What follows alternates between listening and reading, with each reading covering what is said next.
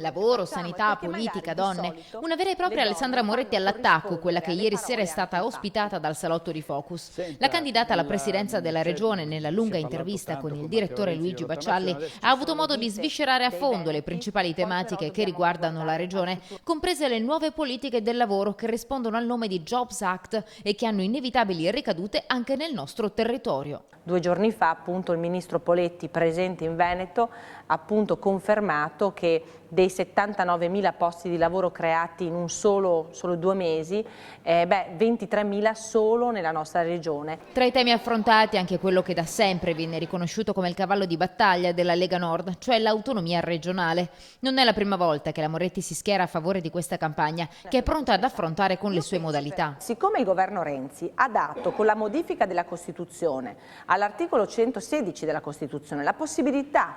alle regioni che lo chiedono di ottenere determinate prerogative in più, le dico, il lavoro,